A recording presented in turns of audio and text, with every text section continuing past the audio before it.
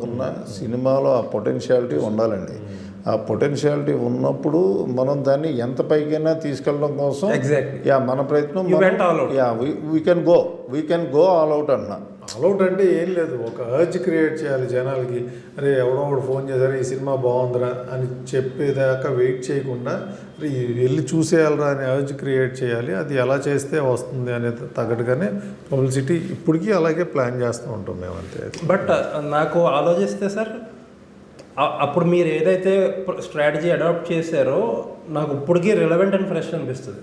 ఇప్పుడు గుర్తువే చేసుకుంటే దూకుడు తర్వాత ఏం జరిగింది అలా అనుకుంటే, but still that strategy looks relevant and fresh. మీరు నమ్మో వెంకటేశమ్మ ఫస్ట్ ఫిలింకి ఆ దొంగతనం ఎపిసోడ్ ఉంటుంది కదా, అలా 2-3 ఎపిసోడ్లకి మేము థియేటర్లోకి వెళ్ళి కెమెరాలో షూట్ చేసాం ఆడియన్స్ రియాక్షన్. ఓకే. అప్పుడు ఏంటంటే డార్క్గా ఉండి సరిగ్గా క్యాప్చర్ అవ్వాలా, అక్కడికి వచ్చింది. సోషల్ మీడియా తక్కువ still we try to promote it through social media. ఇప్పుడు చేస్తున్నారు.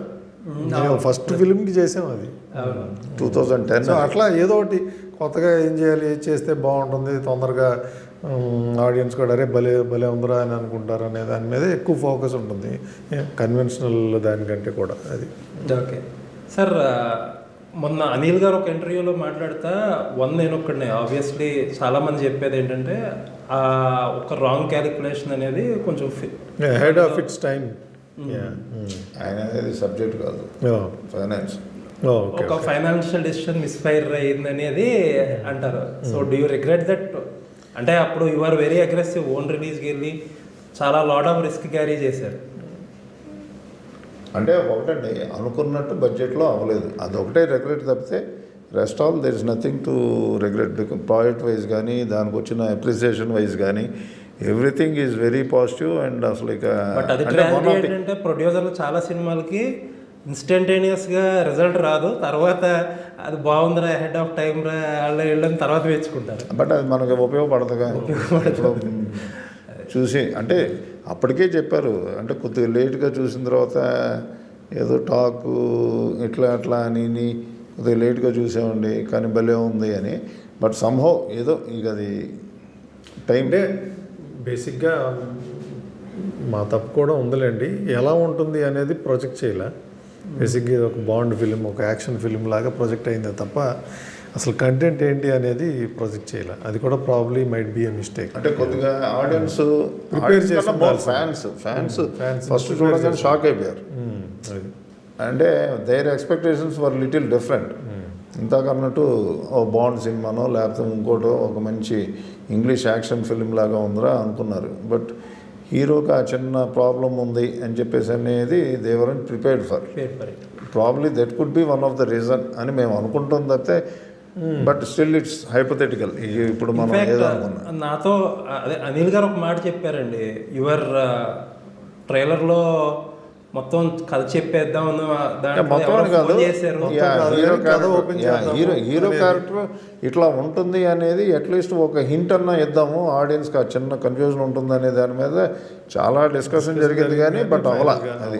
ఆయన ఏదో చెప్పారు, ఏదో ట్రైలర్ లాంచ్ ముందు ఏదో ఫోన్ వచ్చి ఇది చేస్తే మీకు ఓపెనింగ్ పడదని భయపెట్టారు, మేము బ్యాక్ ట్రాక్ అయ్యామని చెప్పి. ఓపెనింగ్ పడదు అసలు, అట్లాంటి గోల్ కాదండి. బేసిక్గా ఏంటంటే థియేటర్లో ఒకటేసారి చూస్తేనే థ్రిల్ ఫీల్ అవుతారు అనేది ఒక కైండ్ ఆఫ్ డిస్కషన్ అయితే, ఇట్లాంటి సినిమాకి థియేటర్లో థ్రిల్ ఫీల్ అవ్వటం కాదు, ముందు ఆడియన్స్ని ప్రిపేర్ అవ్వాలి, ఆడియన్స్ని ప్రిపేర్ చేయాలి అనేది ఒక డిస్కషన్.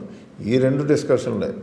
వీటిల్లో ఆడియన్స్ని ప్రిపేర్ చేయాలి అనేది పక్కెళ్ళిపోయి థియేటర్లో ఉంటేనే థ్రిల్ ఫీల్ అవుతారు అనే దాని మీద వెయిట్ ఎక్కువ పడిపోయి దాని మీద ట్రైలర్ ఇవన్నీ థియరీలే.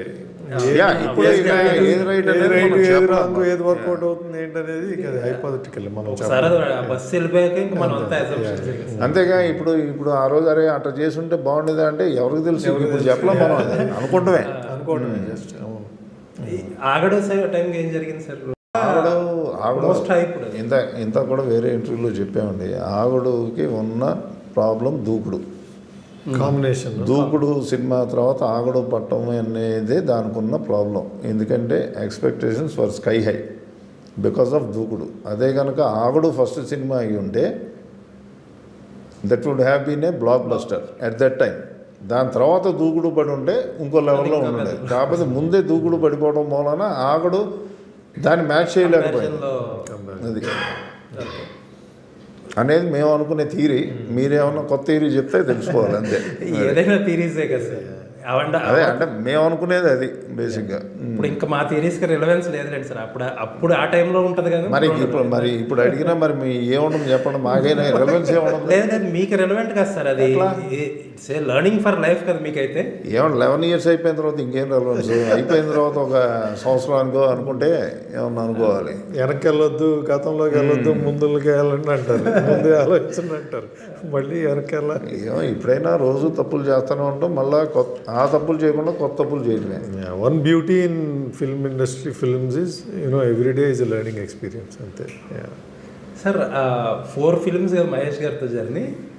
LADS of highs and lows. Highs and lows కన్నా అంటే కమర్షియల్ అనేది తక్కువే వెళ్ళండి. ఓన్లీ 1 అనేది ఒకటే, because of that over budget అనేది తప్పితే అసలు వేరే there's nothing else to talk about. ఆ బడ్జెట్ కనుక ఇది ఉంటే ఆ రోజు అమ్మిన రేట్లకి ఇంకొక వీటికి కూడా ఆ సినిమా ఒక మంచి హిట్ రేంజ్లోనే ఉండింది. ఓకే. సో సర్కార్ వారి పాటు కూడా కమర్షియల్లీ సక్సెస్ఫుల్. సో ఏంటి సార్ నెక్స్ట్ ఏం ప్రాజెక్ట్స్ ఉన్నాయి? 2 రామ్కామ్లు చేస్తున్నాం అండి, అందరు కొత్త వాళ్ళతో ప్లాన్ చేస్తున్నాం ప్రస్తుతానికి. అది ఒక పెద్ద ప్రాజెక్టు. ప్లస్ ఇంకోటి మీరు అన్నారు కదా, ఒకటి ఏంటంటే ప్రస్తుతం ఉన్న ఈ నాన్ థియరిటికల్ ఇది కొద్దిగా మనం జాగ్రత్తగా చూసుకుని వెళ్ళాల్సిన సిచ్యుయేషన్ ఉంది. సో ఇవన్నీ కూడా దృష్టిలో పెట్టుకోవాలి. ఇది కాకుండా ఒక పెద్ద ప్రాజెక్టు ప్లానింగ్లో ఉంది అది. Okay. But it's too early. ఇప్పుడు అంటే ఇప్పుడు ఇలా బాలకృష్ణ గారు అంటే సీనియర్ యాక్టరా, లేకపోతే ఏమైనా Tier 1 స్టార్తో ఏదైనా ప్లాన్ చేస్తున్నారా? యంగ్స్టర్సే అవుతారు. Okay okay.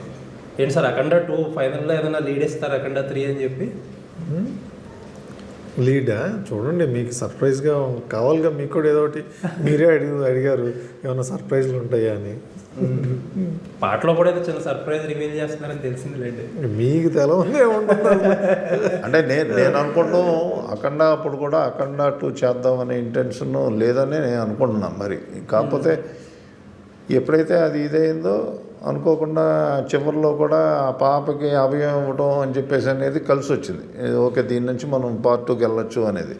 అంతేగాని వాళ్ళు Part 2 కోసమని లీడ్ వేశారని నేను అనుకోవట్లే అఖండ కూడా.